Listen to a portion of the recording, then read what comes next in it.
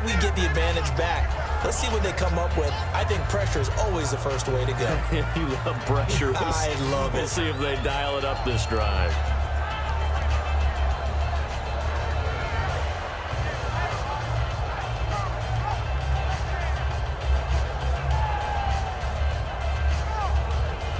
Second down following the run. They come out here in the eye.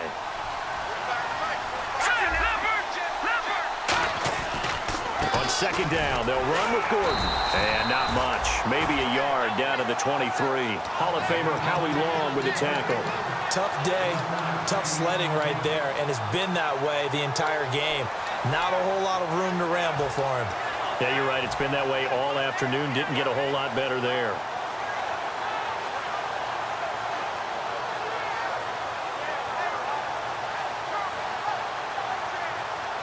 Well, they were handed great starting field position on this drive, but now they face a 3rd and 4. Here we go. Watching now, Marty. From the shotgun, he'll look to throw. And he's got a man open. That's Allen. But he will have the first down before he's tackled at the 12. And fits the exact right word. Over the middle, there's almost always traffic, so anytime you're a receiver in that area, you're not just focused on catching the football. You're wondering where the collision's going to come from, right? Because there's almost always someone there able to concentrate, catch it, and even added a little extra at the end with a short run. They'll set up a throw, and this is complete. It's Allen. 5 yards on the catch there, brings up second down.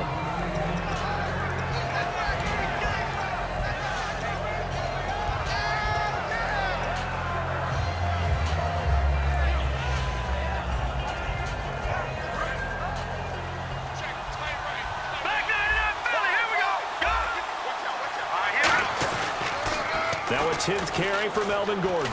And he'll be stopped just outside the 5 at the 6. It'll only be a gain of a yard, and it sets up a 3rd down and 4 now. I like the call. Inside the red zone, running the toss.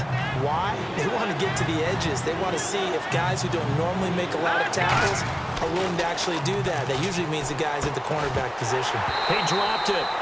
Couldn't hang on in the end zone. So no 6 points, incomplete. The Chargers will bring out the field goal unit now.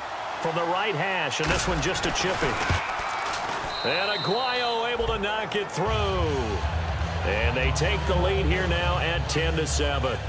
So the drive takes them inside the 10, but it ends with just 3. And a nice job defensively to rise up and make sure they didn't get in.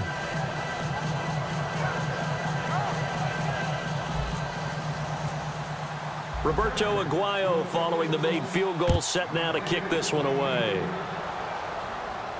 That'll be taken in the end zone. Stays on his feet. And the decision to bring it out is going to cost him about 7 yards all told as he's taken down back shy of the 20. Here comes the Atlanta offense now ready to take over here. And following the interception, just any interception, are you a little bit more cautious when you start that next drive, or no, you just throw that out the window? I think you are. I don't think that there's any way you can run back out there and go, totally didn't affect me. Let's just go ahead and be loose with the football again. You're going to take care of it, but you have to be careful about being too cautious because now you can't run any offense at all. Still want to attack. We'll see how they attack him here. I wouldn't be shocked at all right now if there's a look of surprise on the big fella's face because he had the route that he wanted, run in the corner, and usually he's able to use his body and catch the football, but a really nice play by the defenders, able to knock it away. And he's going to be brought down. Back at his own 6-yard line.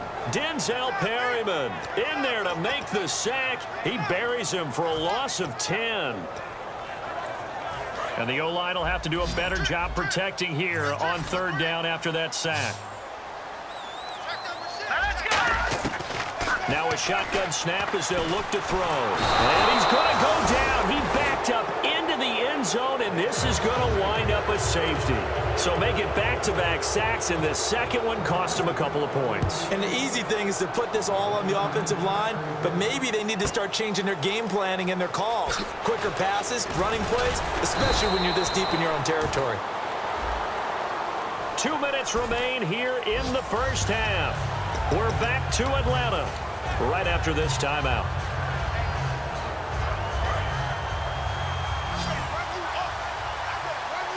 One receiver left, two to the right. They'll look to throw here on first down. Nowhere to go here. He lost the football. Does the big boy have the juice? And he will bring this down inside the 10 to the 8-yard line. Atlanta now coming out on the field. And last time they surrendered the safety, we know they don't want to do that again. That is just one of those oddities in scoring that we get, and it's just so strange to see that go up on the board, and then you got to make sure that that doesn't happen to your team again. They've got to take care of the ball. But, boy, it juices up the defense. Oh, without a doubt. That's a great way to score some points. They'll set up to throw. Sliding out of the pocket. That is caught at the 7-yard line. The completion good for 3, and it's second down. Well, the strategy was evident there. Get it to your tight end and make it a one-on-one play with a cornerback. Who's usually going to win that one? The tight end, but not there. Not in this situation. How about the corner defeating that logic and making a really nice tackle? He's got time. And he can't find anywhere to go with it, and he goes down. A big win there defensively on 2nd and goal, a loss of 7, and it brings up 3rd.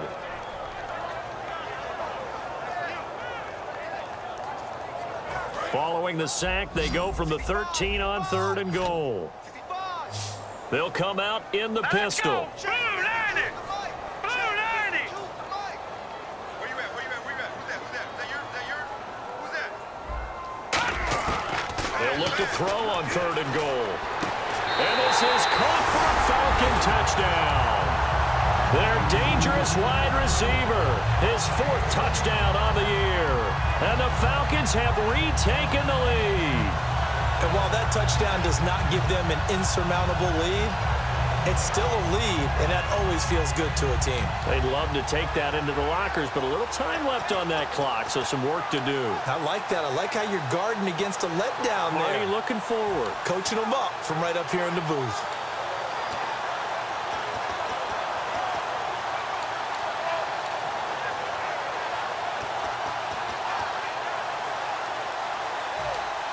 Extra point attempt here still to come.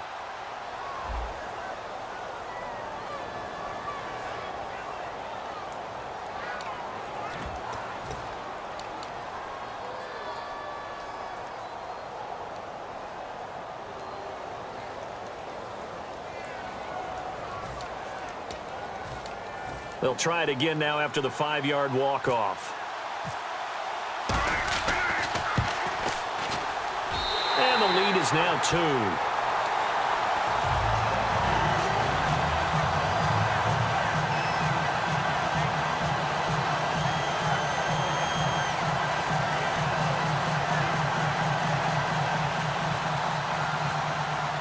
Atlanta's 11 ready to go, and they kick it away. And no return on this one as the fair catch is signaled for and taken.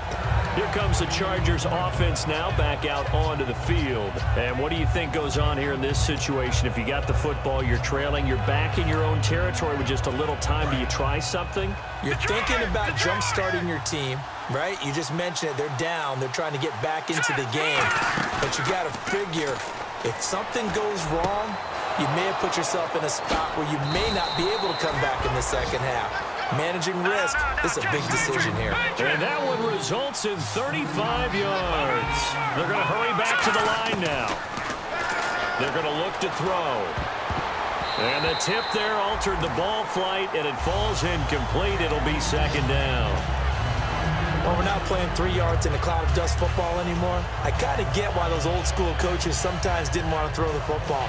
Because if it's popped up in the air, it almost turns into slow motion, and both sides trying to get to the football, and you're holding your breath wondering whether it's going to go good or bad for your team. Man open right side, it's Rodgers. And he gets this one all the way down inside the 15.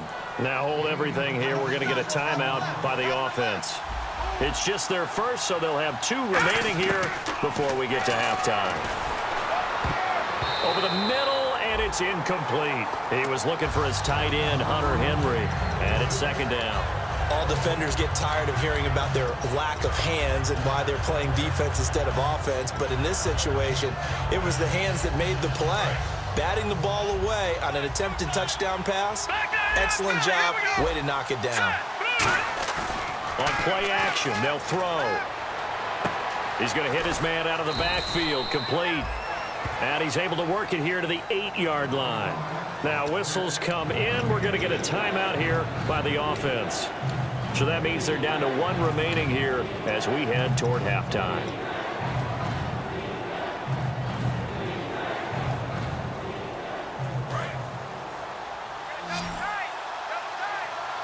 And it looks like we've got a dime set here defensively. 6 DBs in the game.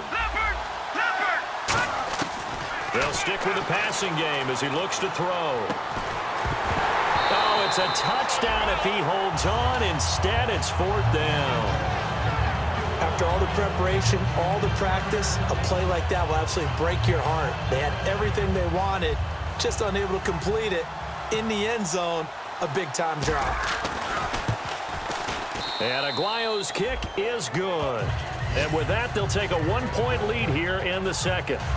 So they kick it through to take the lead. There is a little bit of time left, though, here in the second quarter. And while they're concerned about not giving up a big return or giving up points themselves going into the half, how good do they feel, though, putting points on the board themselves right near the end of the first half? Atlanta now coming out on the field.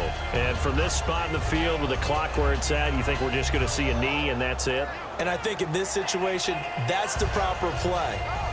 But we do know there's some risk takers out there that may want to take one more shot before the clock runs out. They come up in an offset eye. And the drive starts with a handoff to Coleman. And he will lose yardage here back at the 23-yard line. So a very tight first half. We had to break in a 1-point game.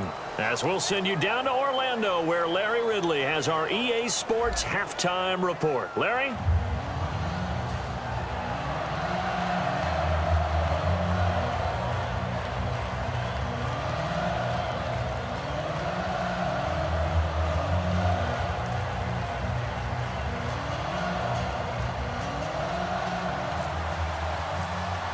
Both teams appear ready for the fight ahead, and we resume action here in quarter number 3.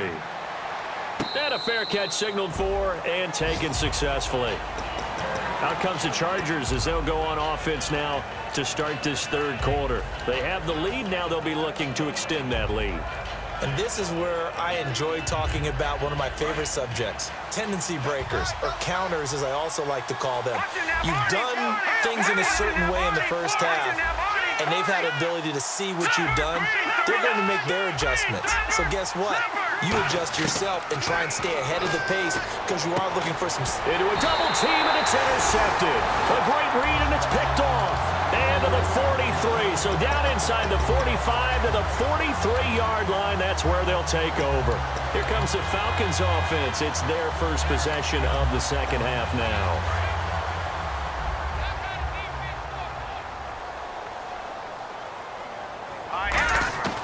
They'll come out throwing here on first down. Looking right sideline, but it's incomplete. We know it's not an easy job to go out and catch passes when people are trying to tackle you and knock the ball away. But the bottom line is, that's a pass he's got to have and a pass he should have caught.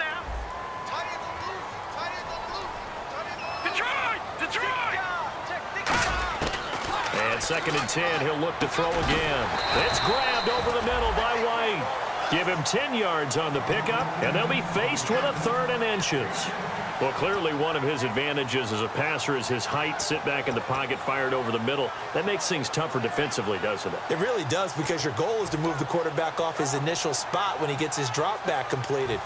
But when you have that type of height, he can stay in there if he's willing to take the hits and just fire over the top, which saves him time and actually completes a play a little bit quicker than it normally does where a quarterback has to slide and find open space to throw. Officially a gain of just a yard there, but they do convert on 3rd and inches. I don't know about you, but I like this call. 3rd and inches, and instead of worrying about getting it back to a running back and maybe there's some penetration from the defensive front, just go ahead and take it, move forward, and pick up the 1st down. And as we say often, shows confidence in your offensive line. Here we go now. Back line it up, Billy. Here we go. Now this time he'll look to throw. He's going to go for a big